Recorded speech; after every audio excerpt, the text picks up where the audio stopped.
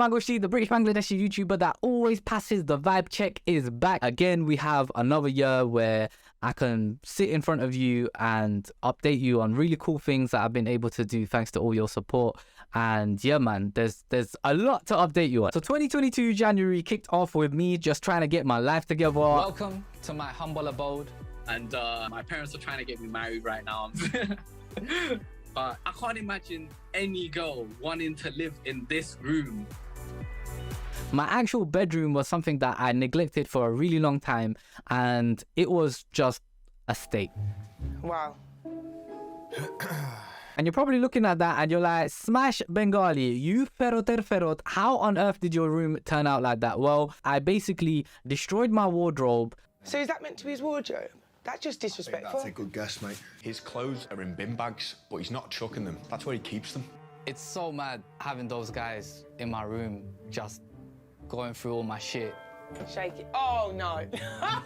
And it's so difficult to explain why I have such a nice studio room and my bedroom is like that, but it's because I was so obsessed with chasing my dream of being successful at all of this stuff. I would spend all my time in this room, which is basically my childhood bedroom. It's like a little box room that I've converted into a studio, but my actual bedroom I would neglect, as well as myself, and more importantly, my family. Like, I would really neglect spending time with my family. And just in general, I didn't have my priorities right. Although, like, this dream is super important to me and being successful at what I do is super important to me, you can only be successful at what you do. And this is something that I've learned now. You can only be successful at what you do if your immediate environment and the relationships with the people that are important to you are right. And that's where I was slipping up. And alhamdulillah, like, Allah works in mysterious ways. A TV show called Queen to Clean contacted me and they were like, yo, do you know anyone for this TV show where they need to get their room redone?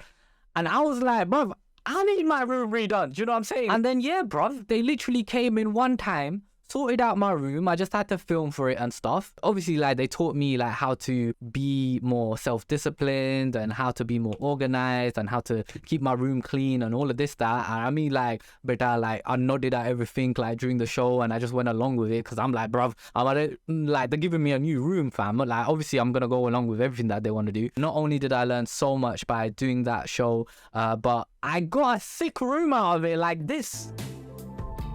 After a lick of paint, a brand new bed, and loads of storage, this boy's bedroom is now a very cool man cave.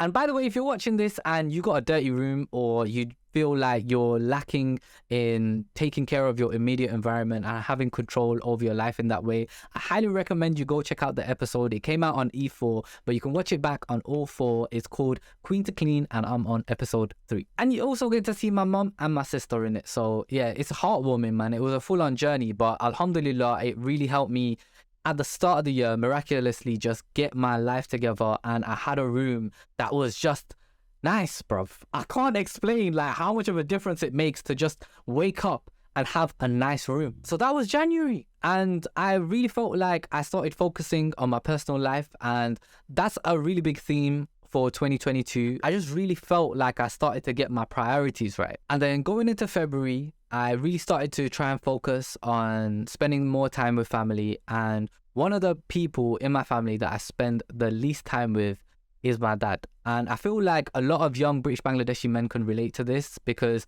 our dads are from a really hard-working generation. And growing up, I didn't really see him much. He was always working round the clock to just put food on the table.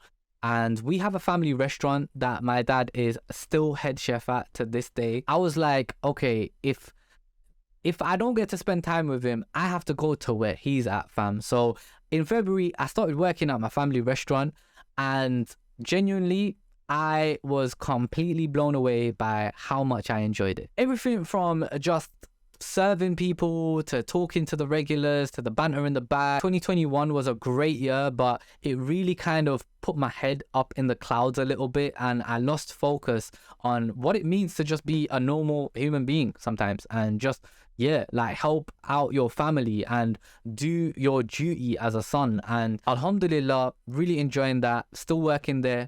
হালারালা ঘুমাইতাছে হালারালা দূরালারালা কিজা তো অবস্থা দেখো আতের মাঝে সাফাতি রইছে হে বেটা ঘুমাইতাছে চাচা এগুলো জাগাইতাম কিলান Then March came and a project that I have been working on for a really long time came to fruition. I went back to Bangladesh after 12 years. Bro, my driver's got buns, fam. So, alhamdulillah, I have a driver. Crisis averted. It's just so mad to just be here.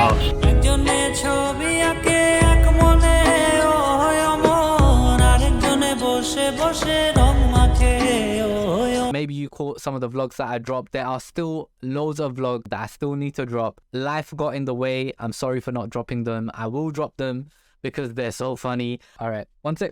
There we go. Bapow. There were two main parts to that trip. The first goal was to research with a collective called the Bangla Folk Project. You can check us out on Instagram. We wanted to research and put a jatra form of theatre in the UK together. And whether or not that happened, you'll find out a little later in the videos. The second was to do some charity work with Human Appeal, and I was basically on a deployment where we were doing eye cataract camps to help people who couldn't see due to cataracts and help them get free treatment.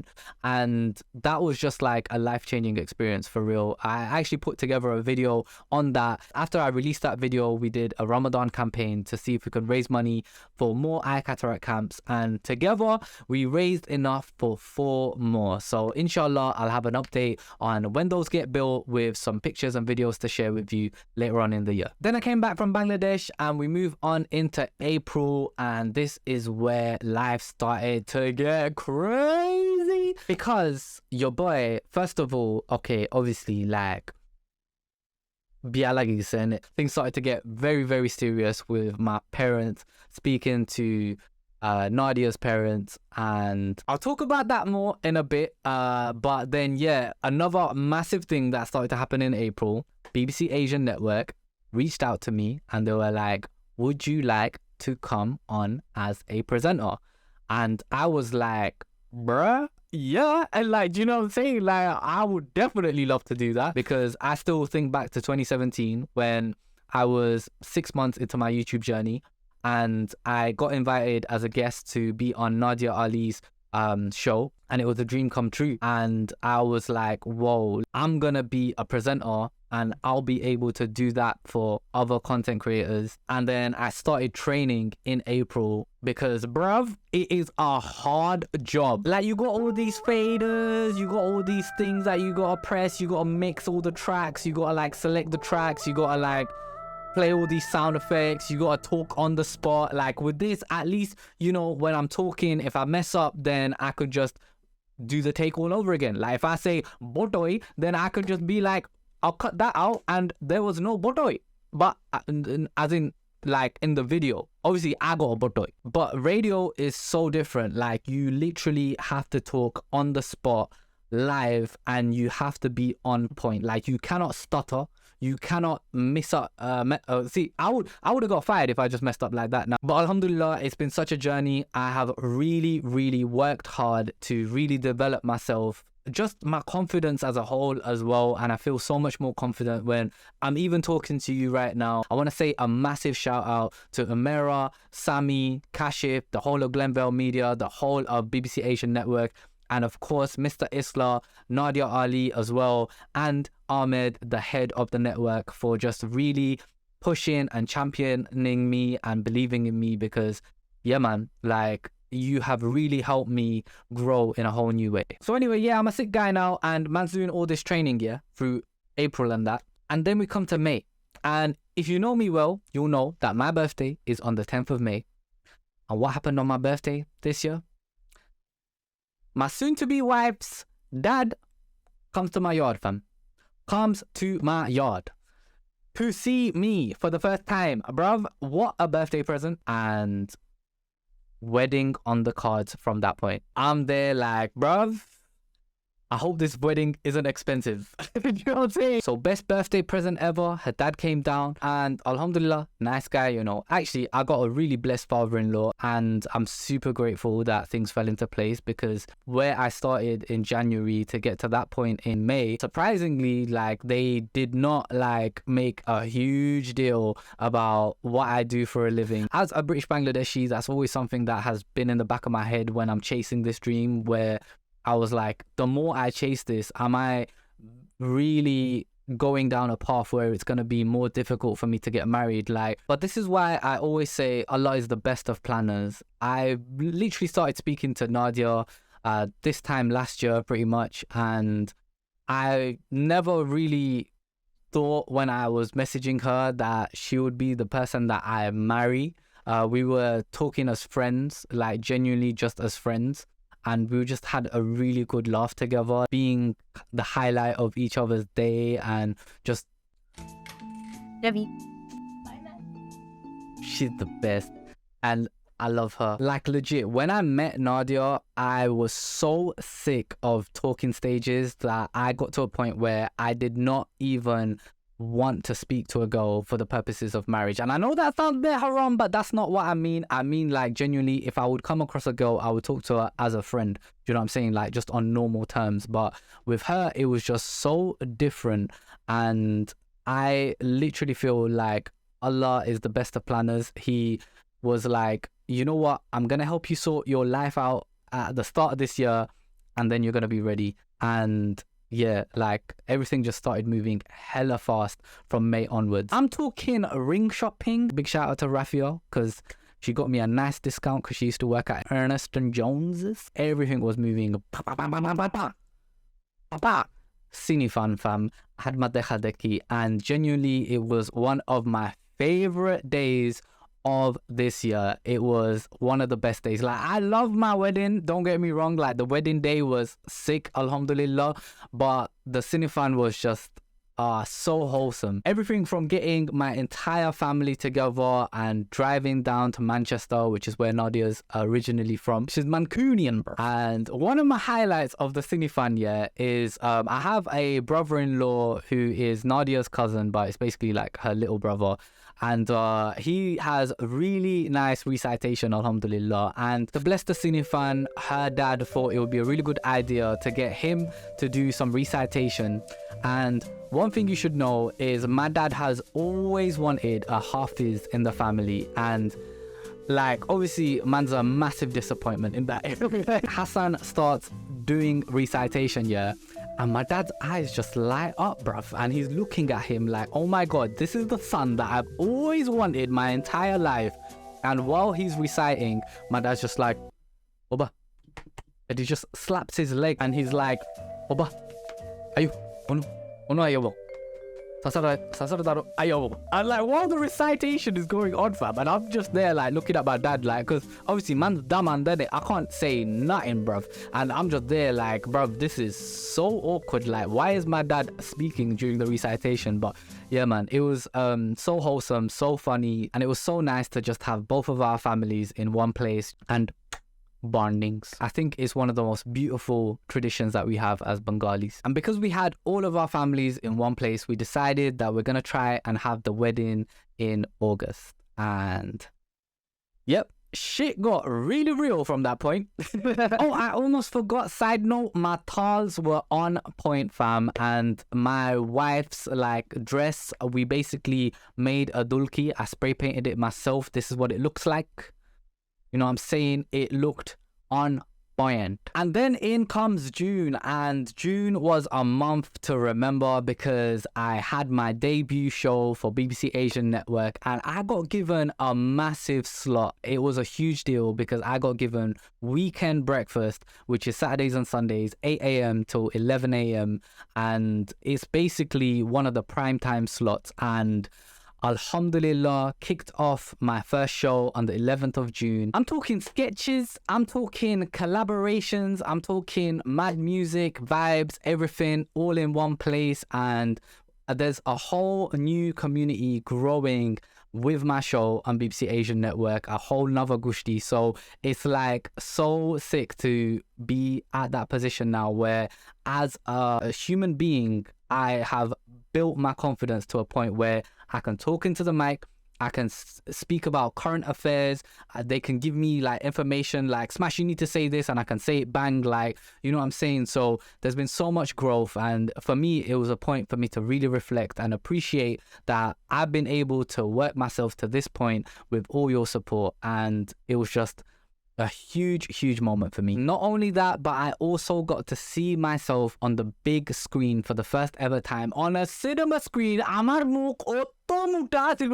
It was so mad to see myself for a film that I filmed back in 2019. It actually got delayed due to Corona, but it's called The Balance, and it's an incredible documentary on Muslim creatives, on how they balance their deen with their creative talents. And they have some incredible interviews in there from so many of the greats. I'm talking Muhammad Ali, Khabib, to so many current artists. If you ever get a chance to see The Balance, it's always touring through Human Appeal, and I highly recommend you to go check it out. But that was a huge moment for me because it was the first time I went to a red carpet and it was mine. And then in came July, and July was a really weird month because first of all, Bangladesh was flooding like never before, and it was obviously getting to me.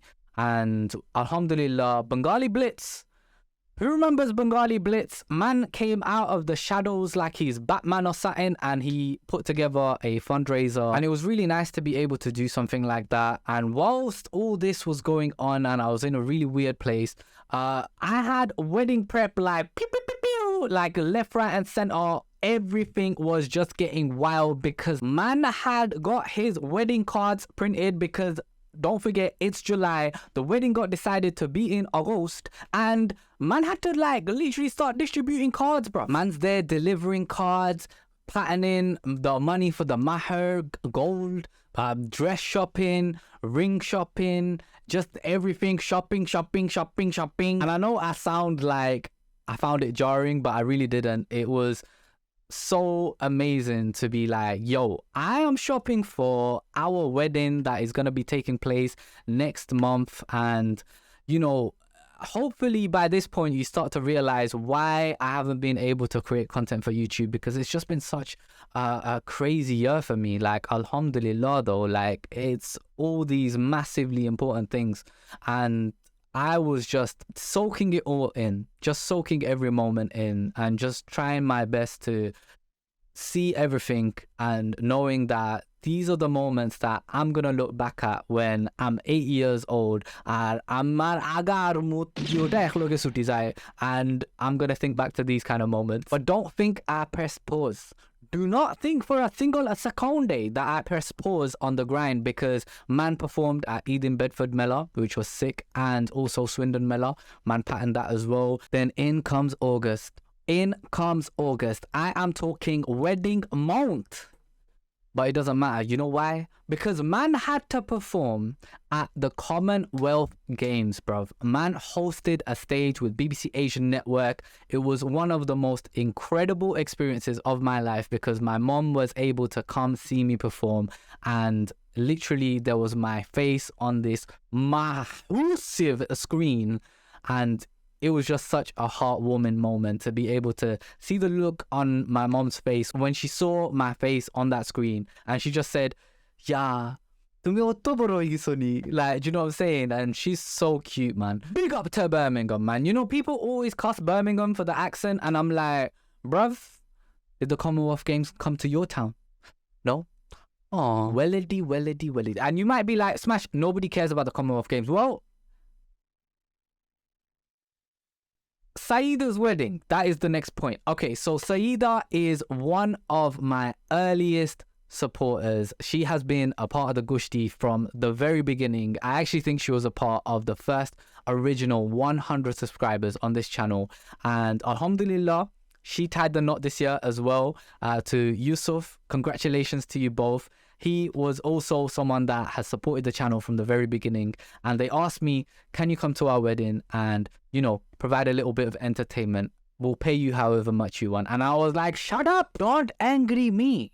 And I turned up, performed for free. And, you know, when people show genuine love to me, I always will show it back. Like, that's one thing I always want you to know. And congratulations to you, Saida, and thank you so much for being a part of the Gushti. And then from that wedding to my wedding, fam. Oh my god, it was such a challenge to get everything together. Now, to be honest, I feel like my wedding deserves its own video. Still don't know how much of it I want to personally share, because obviously there's a lot of family members from her side, my side, that might not want to be on YouTube. But what I will share is, you know, people say that your wedding is one of the biggest days of your life, if not the biggest day. And that always stuck with me because I've had a pretty cool career. I've been able to perform on some of the biggest stages. I've been on mainstream TV, and some of those days that I've had, like with personal family experiences, my niece being born,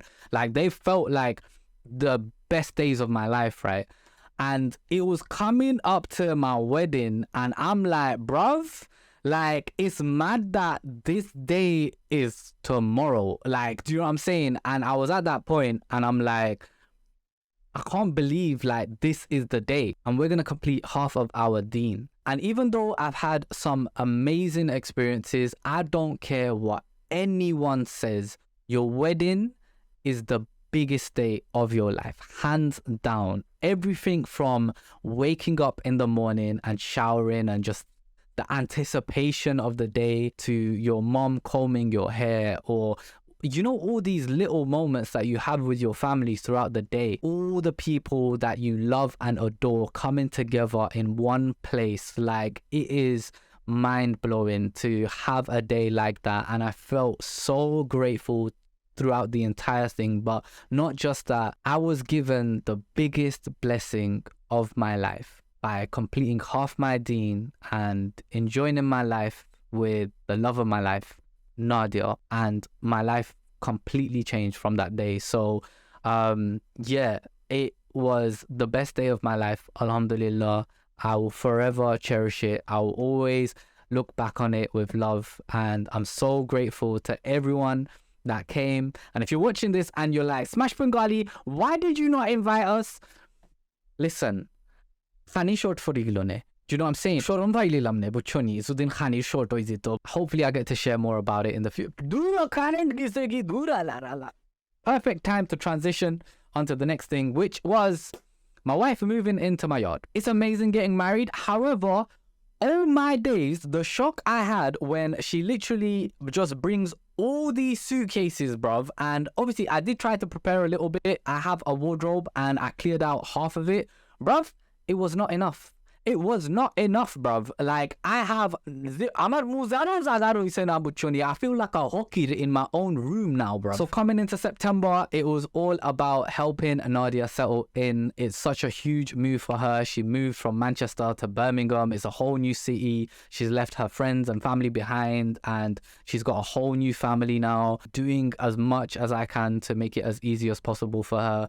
And I feel like a lot of people underestimate, like, the change that marriage is. Like, people get so focused on the wedding and they don't realize that the wedding is just one day. Like, the thing that really matters is making sure that after the wedding everything joins smoothly, because those first few weeks of her bonding with my family, me bonding with her family, are so crucial, because first impressions count and they leave a lasting impression. So it was really about making sure I'm changing the room and improving it even more so that I have enough space, buying shelves, IKEA trips, like all of that stuff. But the grind doesn't stop. It doesn't ever stop, because of how sick I am as a BBC Asian network presenter and how well I was doing. Alhamdulillah, in September, I got an extra show on Fridays, a co-host with the weekday breakfast host, Nikita,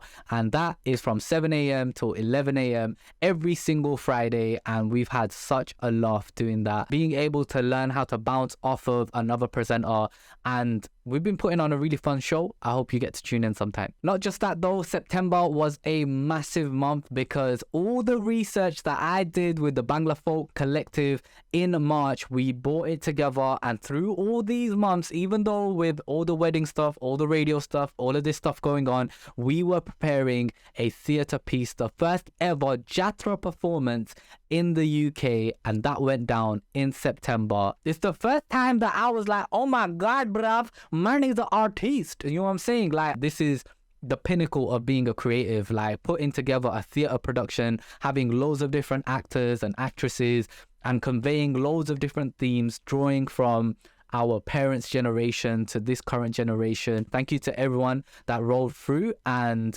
hopefully we get to do more theatre performances in the future. In comes October, and in between all of this craziness, I was able to find some time to take my wife on a honeymoon, and genuinely, it was such a needed break. I falling in love even more. November was pure grind. I performed at Asian Network Certified, which was one of the biggest nights of the year for BBC Asian Network. Loads of amazing artists, Raf Sapera, Nish, Bambi Baines, Tasha Tar, the list goes on. And I basically was doing a live radio show on the move. So I had like this massive backpack with a radio mic, and I was running around interviewing people about how they were finding the event and just having bants. And it was a proper big moment for me because I started doing that kind of stuff on YouTube with street interviews. So to take whatever experience I had from that to a really professional environment, like it felt like everything had come full circle. Also co-hosted the London Bengali Wedding Fair. Then I performed for Children in Need with my management company, Connect Management. And I also performed a stand-up performance for the NHS because it didn't clap that much when, you know, all of the corona stuff was going on. Like, I was like, what's the point of clapping? So I thought I'd give back. You know what I'm saying? The first week of December, literally one of the busiest weeks I've ever had in my life. Like, the shashfala ibar shomoyo milchena. Amar khombole di gam baraise. That's how busy I was. But we got through it, and that week there was something very monumental that happened. Man won the TV/radio personality of the year at the British Bangladeshi Fashion and Lifestyle Awards of 2022. Now, I don't do anything that I do for awards and that, but it did feel nice to be recognized. And also, it does it that, like, you know what I'm saying? Like, the pointy bit of this, bruv, like, you could attack someone with this. So thank you, BB Fashion Council. It was a really competitive category as well. There was Nadia from the Great British Bake Off and Reshmin, who does a lot of stuff for BBC Sport. And I was like, bruh, I'm gonna delete it. Say no more, fam. Say no more. One thing that it did was really motivate me, because I was like, oh my days, why do I not have a silver YouTube play button? Because they're kind of cute. And that's basically where I'm at right now. It's been one mad year. Alhamdulillah for everything. I always prayed for what I have now, so I'm super grateful. I don't for a second ever feel like it's too much, like I'm hungry for even more. And inshallah, in the coming year, I really want to push out content on YouTube and come back to where it all started for me, because even though I have a lot of reach on Instagram and on TikTok, there's just something about YouTube. There's just something about the original Gushti on here that has my love and passion. So inshallah, you're going to see a lot more content from me in this coming year. So hit subscribe, innit? But let me know what some of your highlights for 2022 were in the comments below, because I would love to hear from you. And also let me know what you've enjoyed seeing from me this year and some of the things that you would love to see from me in the coming year. I'm gonna leave it there because this video is kind of long, innit? I'll catch you all really soon. Smash Bengali out. Boom.